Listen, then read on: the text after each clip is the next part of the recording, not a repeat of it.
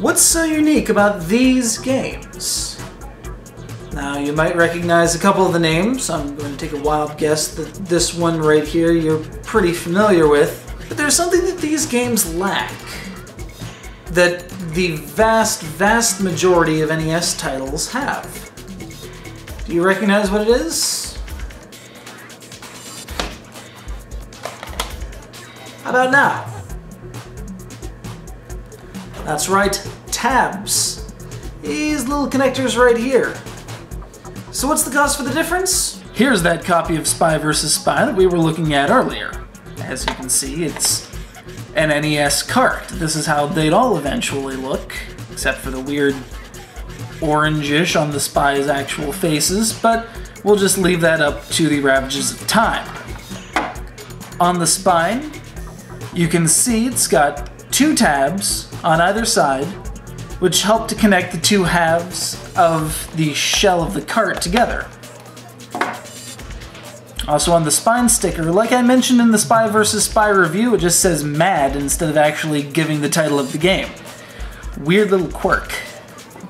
And on the back, you've got your caution warnings here. Don't accidentally consume this cartridge. Do not play frisbee with this cartridge, especially if you've got a rather large dog.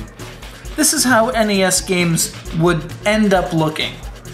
But it wasn't always that way. This may be one of the most iconic images in the entirety of video gaming.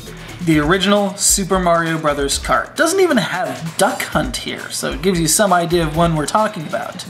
Now, superficially, it looks very much the same. The form factor is identical, it's the same gray cart, mostly because it's not a Legend of Zelda game, but there are a few differences. Note, no tabs. Why is this? Well, if you take a look at the back, unlike the Spy vs. Spy cart that only had 3 screws, this original launch title cart, in fact, has 5. This cover art would follow a template that became the standard for NES games during the launch and for a little while afterward, and has remained one of the most recognizable images in video games. You've got the action shot right here, whether or not it may actually happen.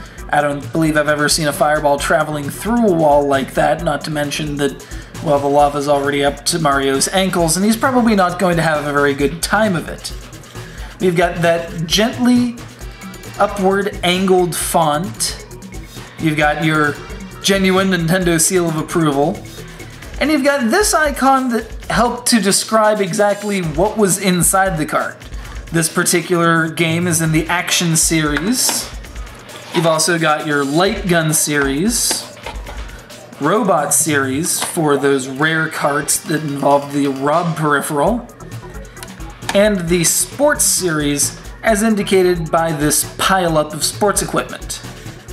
A strange little quirk, though, is that for all of the original release games, if the game itself wasn't developed by Nintendo, that copyright information would be right out on the front. Useful little piece of information, especially if you're a collector. One of the other unique aspects about this particular run of carts is that some of the games aren't actually what they seem, and this is because, if you take it apart,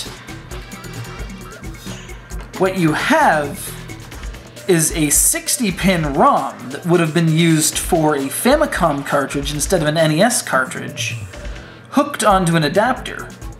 And if you remove this cart from the adapter, you can then use this part to play imported Famicom games on your NES. We'll save that for another video. Suffice it to say, it's an interesting little quirk of history, and one that I'm looking forward to covering in the coming weeks. You guessed it, launch titles.